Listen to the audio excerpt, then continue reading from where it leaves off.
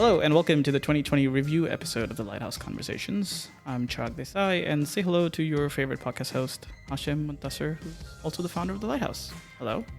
Happy New Year, Chirag. Happy New Year to you too. How are you feeling? I think I'm okay for the most part. Yeah, I think all of us are a little apprehensive. We're just kind of watching it out. I don't know about you, but that's how I feel about the year. Yeah, I mean, I don't know about apprehensive, but in anticipation of what's to come. I don't know what the word. There's a word for this, but I didn't know what the word is. And I'm not apprehensive. I am sort of looking forward to what's to come with some trepidation. Maybe that's the right word. Okay. Well, that's a good place to be, yeah? I think, Okay, for the most part, right? Good. So what we want to do for this episode is kind of a little bit of a special one. We're going to go behind the scenes. We're going to want to review last year, but through the lens of the podcast. As we've been talking offline about this, is we kind of identified a couple of themes that we felt kind of came out through the podcast, kind of in some ways also kind of describes the year.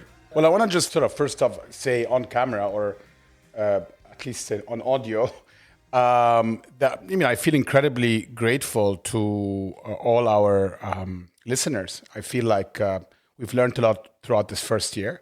There was some trial and error, as anything new is, and I feel that we've come out on the other side feeling very good about the podcast, feeling very good about what we're adding, what we're doing, and what we're trying to tell the listeners. And maybe there's one quick point on that. I mean, I think at the heart of this podcast is really storytelling and trying to tell stories that are honest, because we feel that that's what resonates the most. And that's what we want to convey. Yeah, and we go back again to sort of when we were first discussing. I think one thing that stood out that you kept always talking about is I want to talk about the journey. I want to get to the journey. I don't want to just get to the highlight or the end point.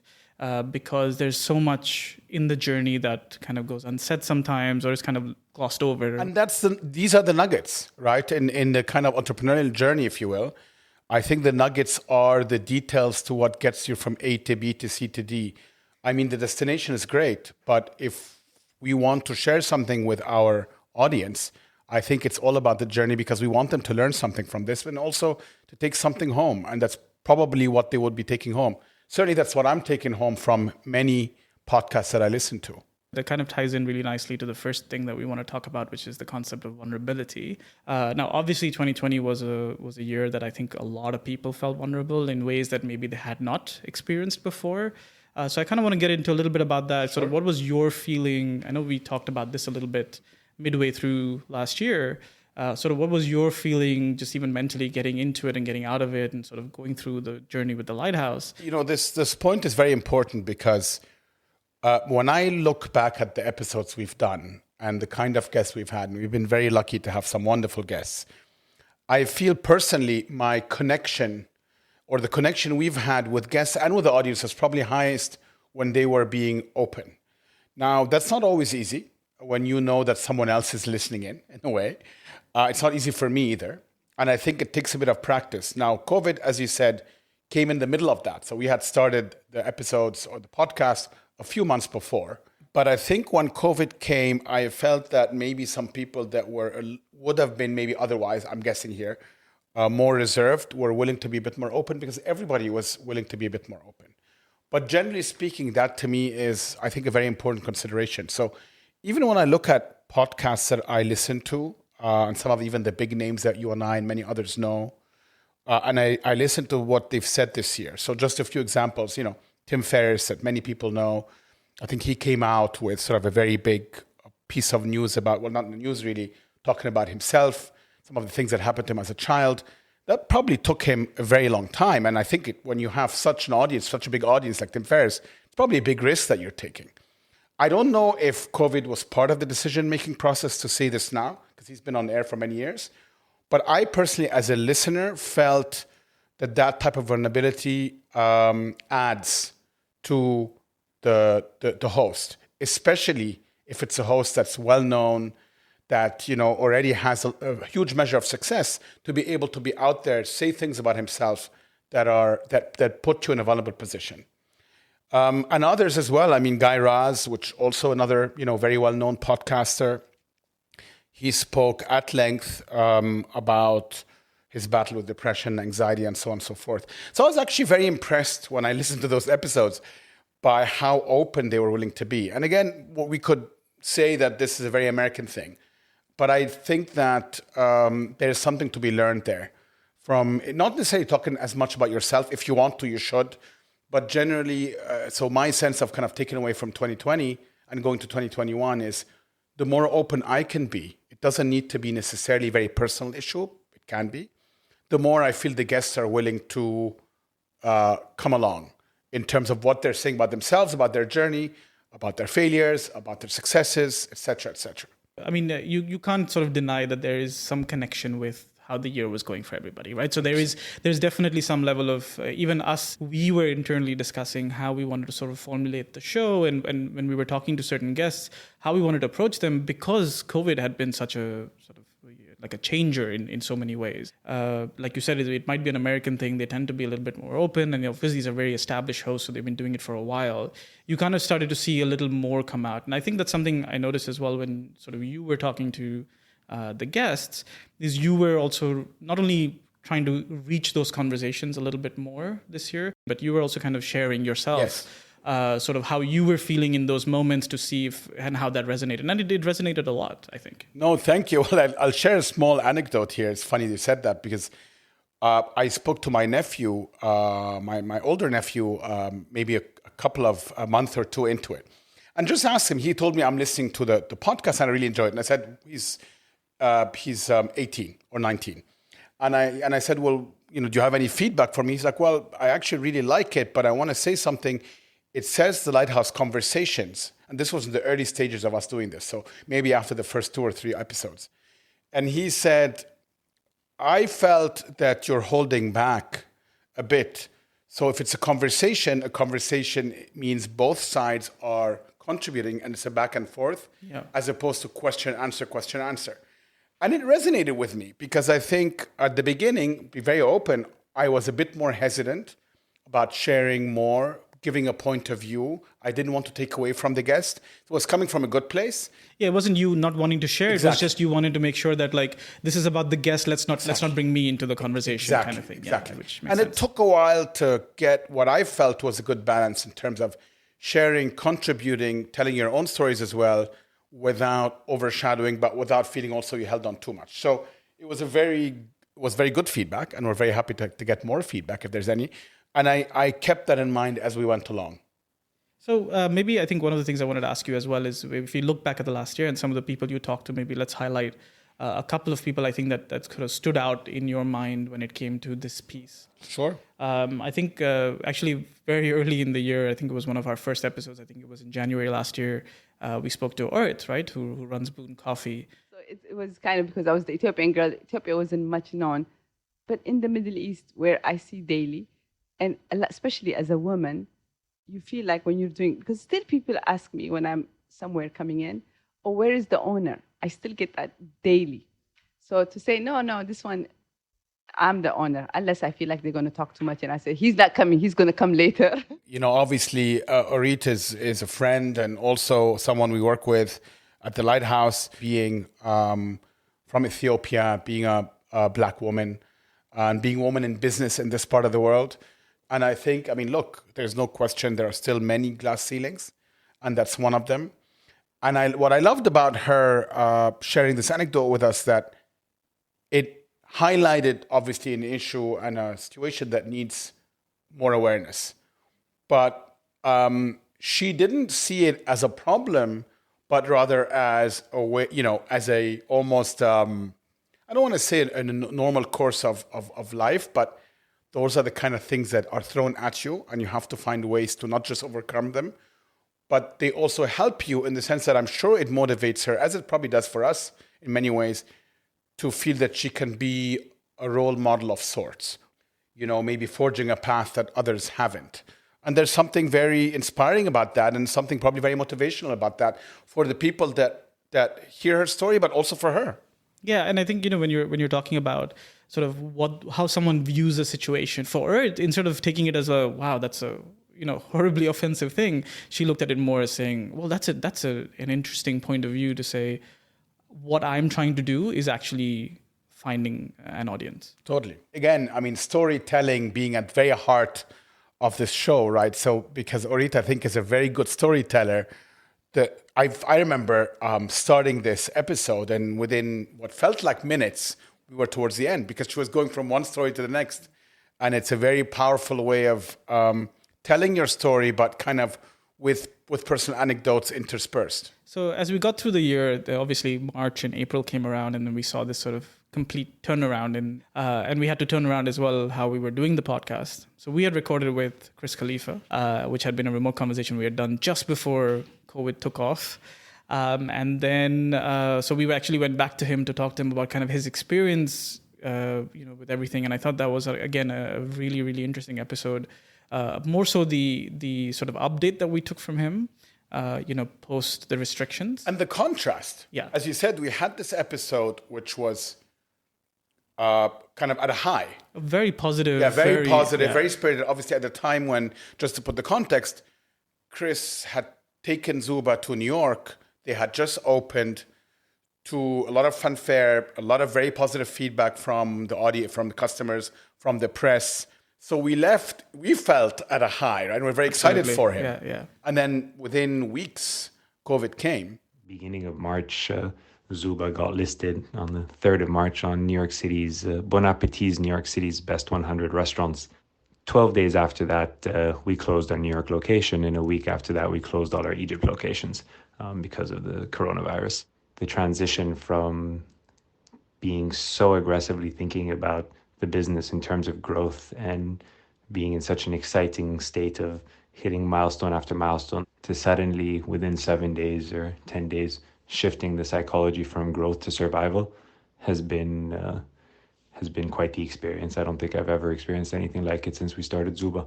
And what I found very interesting about that was how open he was about saying we were at a high and now this came. It's very humbling. But you know what? That's what happens in business sometimes.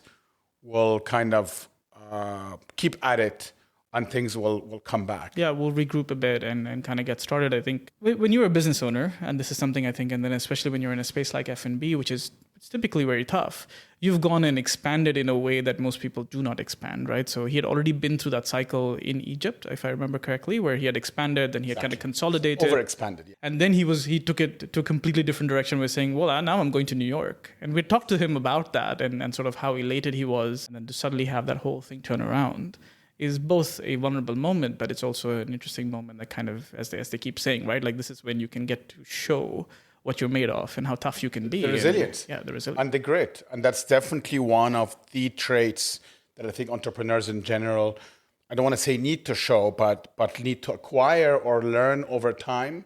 I mean, I could relate to this particular episode and this conversation very much for the obvious reasons that we're in I work in the lighthouses in F&B as well. And we had to make some incredibly quick decisions in March at the height of the crisis that we understood would have long-term implications. And you really need to be resilient, but you also need to be cool under pressure.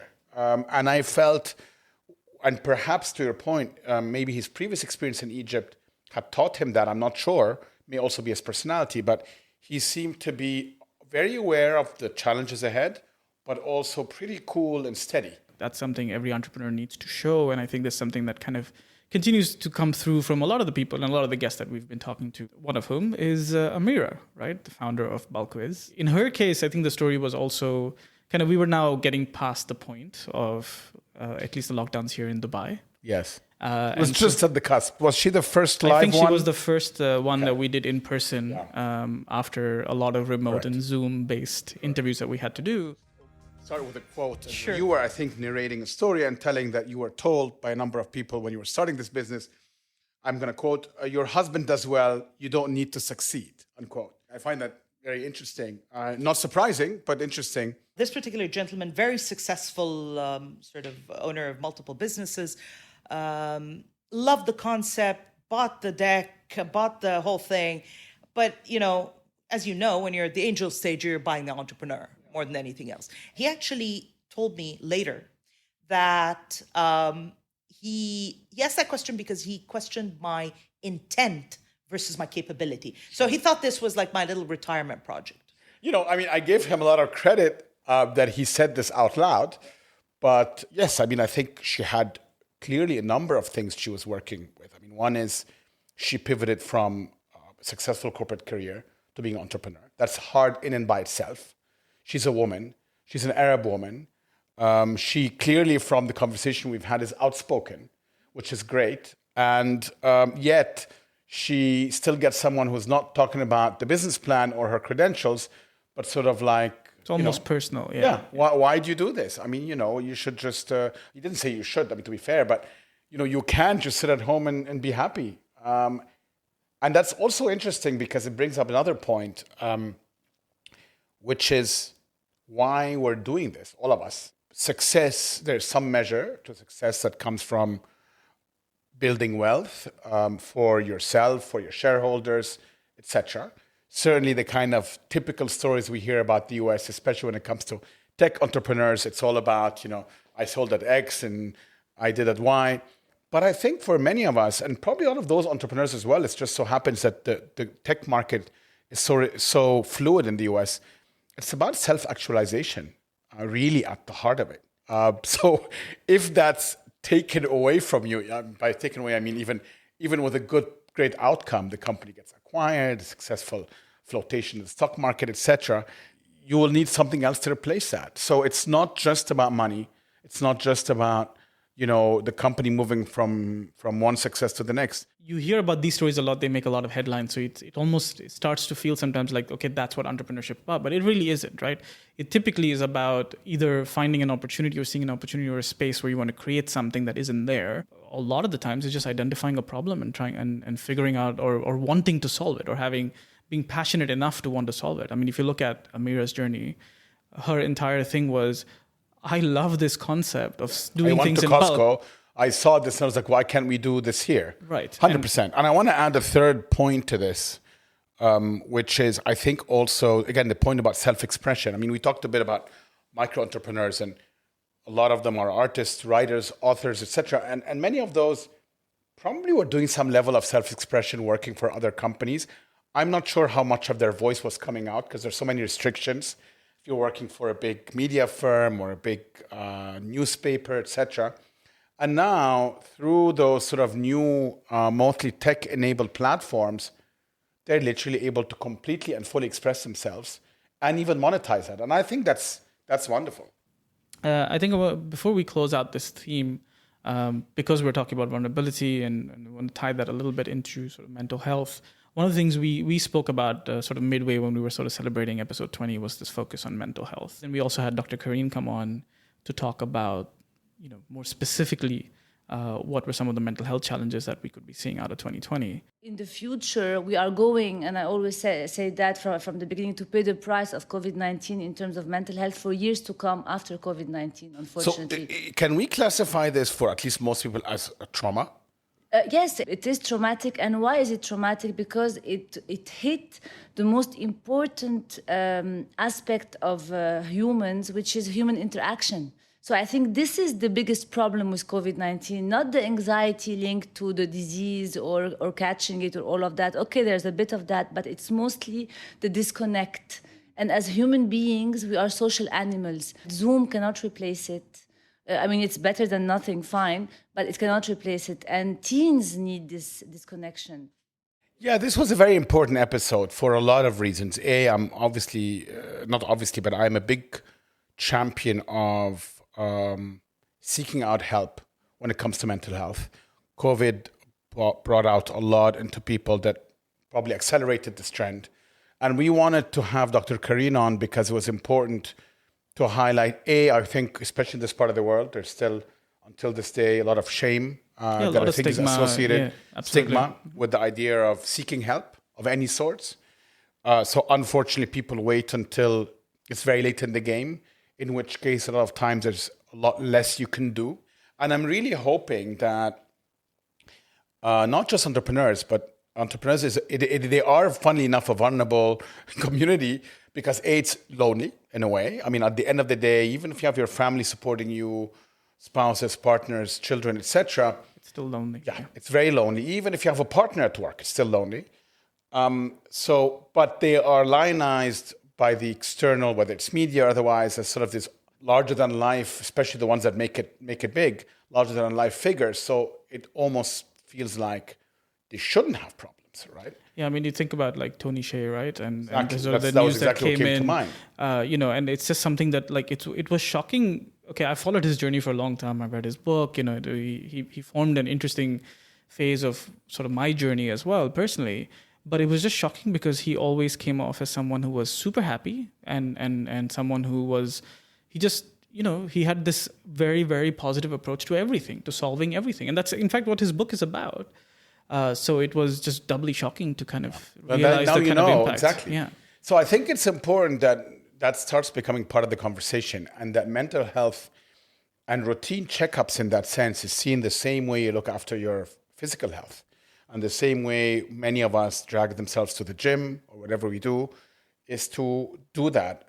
There's many ways to do it. And I think having Dr. Karine on here was very important to speak about some of these issues, speak about them obviously in terms of how they relate to technology, but also just to make that part of the conversation we want to have. And I'm hoping that in 2021, whether it's by talking to professionals or others, that does become part of the conversation.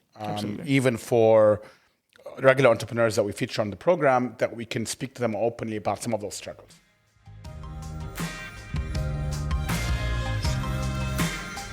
Okay, so I want to talk about the second kind of overall theme that we saw. And obviously, you know, this is, at the end of the day, this is the Lighthouse Conversations. It's brought to you by the Lighthouse. We cannot do this without talking about food in a way. But we wanted to talk a bit about food and memory, which I think is a very interesting thing.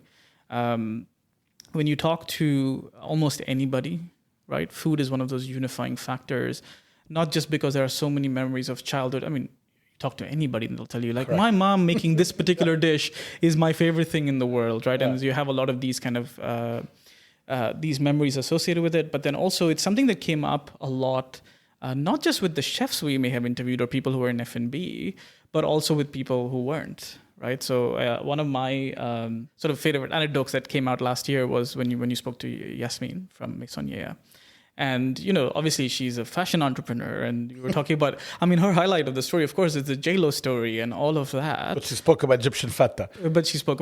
Feta. So last week I was in the Lighthouse, and you should have seen me when I was tasting the goat cheese salad. You should have. This has to be one of your ads. You should have seen me singing to the goat cheese salad, 100%. And that was the savory part. Okay. And then when the tofu, that was the gluttonous part. And I was like, okay, you know what? I'm full, but I have to take that. This is gonna fix my mood for the rest of the day. Oh, now that I know. Now that you really have good food. No, thank you. Well, I mean, I feel like maybe feta is in our cards, so we're gonna sample the feta soon, inshallah. Very soon. It's interesting. I think food is so central. It's a memory. It's also identity. So in many ways, it's so intertwined with all our identities, right? When you think about it. I mean, we still see fights, right? Whether who owns this particular dish, 100%. Right? Yeah. Exactly. And you see it all the time. And it was, I think, quite evident in the case of Yasmin, who is unapologetically Egyptian, let's put it this way, which is fantastic. I mean, I'm Egyptian myself, so I could completely relate to that. And I am also unapologetically Egyptian in that sense. And I think that conversation was very interesting, but it came out with many others. And it brought me back to something that was very much at the heart of the Lighthouse when we first started, and still is.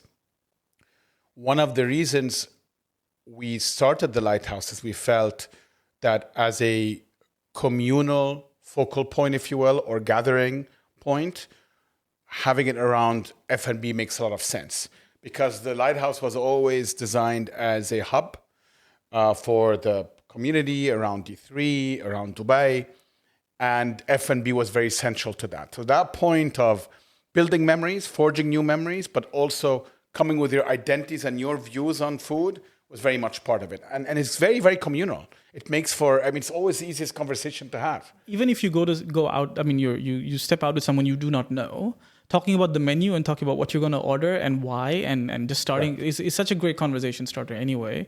I'm going to bring Farah, I'm going to remember Farah in this conversation really quickly. It was one of the things we wanted to do with the show, which was kind of her great idea was like, I would love to film people having the meal together and having this conversation while you hear the clinking of plates and And We haven't been describing able to do that with COVID, but hopefully unfortunately, soon. Yeah, I think that's something maybe hopefully in 2021 we'll be able to do, because I think it would just create this very, very interesting layer where you're talking conversations, you're talking arts and culture, and then combining it with food in the very real sense. And also, audio is such an intimate medium. It's so funny to what you said, because I remember when we had that conversation, and at the time I had listened to one of Alec Baldwin's podcasts on Here's the Thing with Barbara Streisand, funnily enough. And I didn't think this would be something I would want to listen to. Not Barbara Streisand, but what I'm going to say now. He was interviewing her during lunch, and she was slurping a soup. Oh, just put that over here. Oh, see, I just brought this table from the back. Oh, that's good. Yeah. And we need another table maybe over here. Because this is miso soup. Don't worry about me. I'm great. I mean, in other words, people know we eat. Right. Right? So if they hear a sound, it's okay? Good. Because I always like to eat. Cut out the eating. Oh, really? No, you won't. That is delicious, isn't it? And healthy. What were we talking about? And as I heard that, and I remember being on a treadmill, and, I would have thought I would be turned off by it, and I completely wasn't. There was something very interesting of having a feeling of the sensation that is hitting others while they're eating things that are close to their heart. So absolutely, food is essential to that. I think nothing describes the fact that there is such a strong memory with that, and the fact that you were able to say just now that I was on a treadmill when I heard that, Exactly. because that's the link that is this exactly burned right. into your brain, right? That I was doing this when I heard this particular thing that now has this very strong memory with me. I want to talk a little bit about also, we just touched on sort of childhood memory, but from a different perspective, because so Yusuf Al-Adib, who is the founder of Fatafit, and it's a very inspiring person just in general. It was quite an honor to meet him too. But his childhood, when it came to food, had some very, very strong memories. He sort of summarized... Food or lack thereof, right? Lack thereof, yeah. And the fact that he was like, we were always in that struggle. We were hungry. I'm just saying it to explain my relationship to food is through lack of food, missing food, nostalgia for food, and then realizing food is that great uniter. I think food chose me. I can't say I consciously chose it. It shows me in the sense that I was young, I lacked food. My mother would smuggle boiled eggs when she came to visit. And One of your quotes was, anyone can bribe me with a boiled egg. Exactly. That is, just as a sentence, is such a defining sentence in so many different ways, right? Because it not only talks about the lack of food, but how something as simple as a boiled egg, which is not, a lot of people would take a boiled egg for granted. And yet for him, it's a prize. And it's symbolic probably for a part of his life that is, and probably a reminder. So again, remember also food is intertwined with identity and therefore intertwined with your status and socioeconomic class and so on and so forth. So I felt, and I may be going a tad sort of more psychology here. But we have to do that, Hashim, Yeah. because otherwise it doesn't work. I just felt when he said that, it was almost using this as a crutch in the sense of it being a reminder of his beginnings and a reminder to remain humble. And in a way, kind of metaphorically, to stay hungry, because he's someone that's been very fortunate to have had a good measure of success in his life, professional career and otherwise. Yet when he invoked the story, I felt it's a way for him to remind himself to stay grounded. Yeah. Because that story clearly is, there's no longer a factor, right? Of course. So when he said anyone can bribe me with a boiled egg, I feel that immediately made that connection. And he didn't need to say anything else. And you knew immediately where he came from. And a bit like Yasmin speaking about Fatah, and immediately you can visualize her and Fatah, and you don't need to hear anything else. Yeah. And I think that's something, as we said, that's very symbolic of food in the way it is. If you look at in Yusuf's case, ultimately he went on to found the premier food channel here, and the basis of which for him was, look, food is what will create memories. So I want to create that around food. Remember he mentioned that they never aired a single recipe, on Fatafit.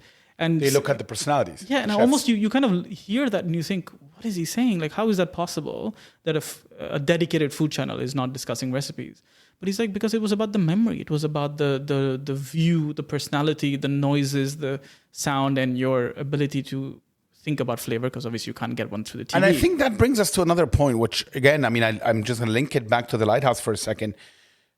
That idea of it being an experiential space, because we understood fairly quickly that while it's very important to have really good food, high quality meals at the Lighthouse, if the supporting environment is not there, it doesn't create those memories that you keep going back for. And if you want to really build a strong brand, big part of it is build all the support measures. Even if food is your star, in our case it certainly is, you need to build the supporting cast.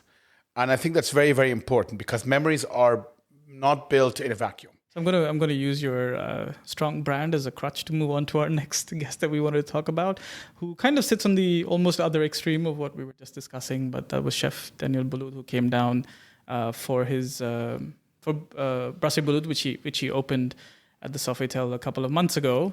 And so we had the opportunity to interview him and talk to him, and we kind of had a ball with this question when you were talking to him about his birthdays, and he went into this recounting. On and on, it was fantastic. Yeah, but each one of his birthday parties, the wines, the food, the menu, the decade measurements, right? Of 40, I think it was 40, 50, and 60 is what felt he said. a bit decadent in the middle of COVID, but yes.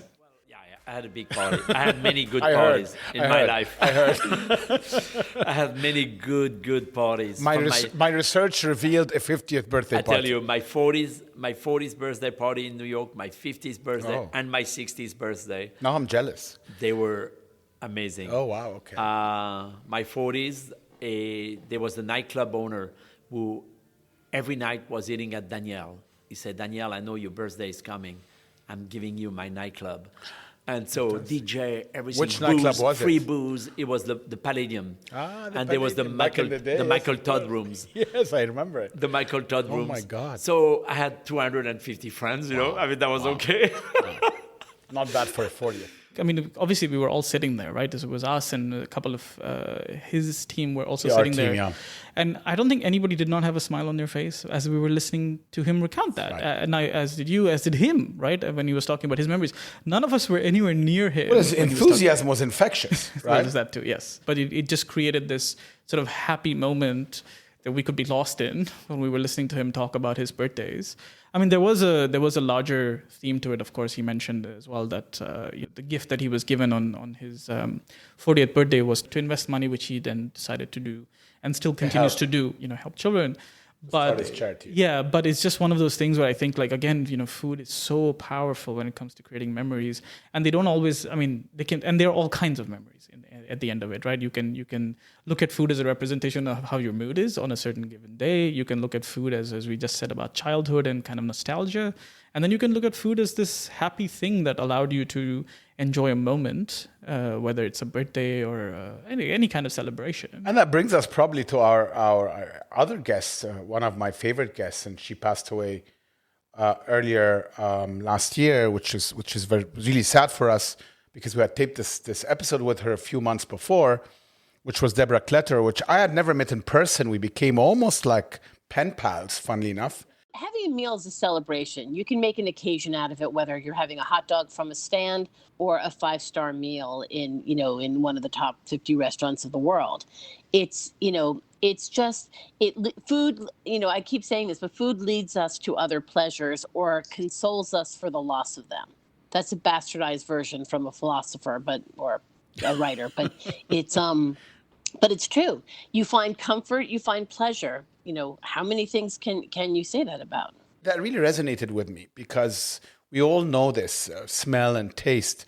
You have it, and within a second, you're transported back to that exact first time you've had this. Or it brings back a memory that has little to do with what you've just tasted and everything to do with where you were and who you were with. Mm-hmm. And I most definitely have many of those, and I'm sure you do too. Oh, absolutely. Yeah. Especially with my parents and in my childhood and some of my close friends, etc., etc. And funnily enough, a few weeks ago, I was with a friend, and we were talking about a particular sporting club, sort of like that we used to go there and exercise in Cairo, and we both used to go to that same vendor that had these burgers that were not necessarily remarkable, but had a tahina sauce on top of them that we all remember. Right. And when we brought it up, she said tahina, and I was like, that's it. And it took a second, and I was completely back as a 11-year-old standing in line patiently waiting for my burger with, drenched in tahina. It's incredible how food does that. Yeah, it doesn't have to be fancy. I'll as an example, like my parents and me, we had this tradition where anytime anybody would fly, we have to eat hummus at the airport. Do you know what it tastes like? It doesn't taste like, it's not. I mean, considering we live in a place like Dubai where you can get good quality hummus pretty easily, but it was just a tradition. It's about the memory. It's about the memory. And so every time we go to an airport now, we're always hunting for, I don't care how bad or good it is. I just want just a hummus vendor. That's all I want. Yeah. And it's just these, again, so hummus is something that's very personal to me. I can eat it every day. There are all of these memories around this one dish that we just grew up around. And I think that's powerful. And that's so interesting because I think Deborah understood that, and her business essentially revolved around that. So she built these experiences for you around food, and she understood. So when I would ask her for her list, so to speak, when I go to a new city, the list would have high and low. And she understood that it's about building that experience. And one of the things we spoke about, which I still remember very well during the episode with her, is I mentioned my son, my oldest son, who's not so old, who's 8, who I think is sort of a self-proclaimed foodie, whatever that means, is equally intrigued. I mean, he'd take your list, and he's sort of part of our journey in Los Angeles was, where are we going today? What did Deborah say?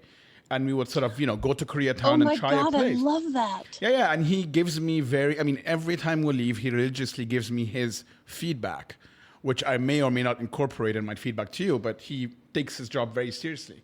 So we're kind of trying to be mini Deborahs, if you will, just with each other for one day. You're too kind, but that's phenomenal, and what an incredible bonding experience. Because I mean, what else bonds you other than sitting at a table, across from somebody that that you love that deeply? That's pretty extraordinary. So she understood again that that connection between food and memory and bonding and community, etc. And that's wonderful. And that's honestly one of the main reasons we started the Lighthouse. Is we felt that all of those things are intertwined, and if you put them together in a good dosages, it might work, and you go from there. Yeah. You build from there.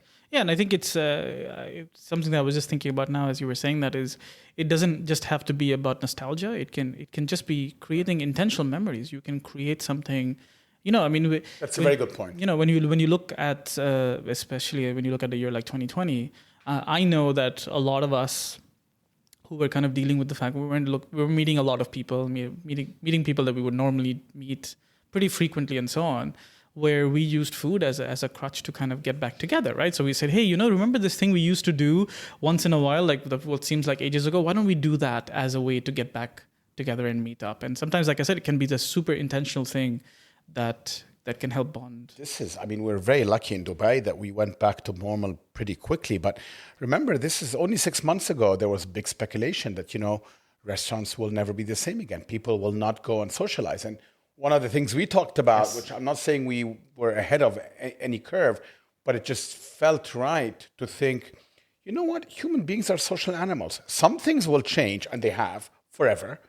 But one thing that is not likely to change is them wanting to get together over meals. Correct. That's just not something they're going to change, and they will find ways to do it, whether it's socially distanced, whether it's with extra measures, hygienic measures, etc. And I think we've seen that. Dubai, to the extent that it bounced back earlier than some of the other places, the first thing that started filling up were coffee shops, restaurants, F&B venues, because people wanted to connect.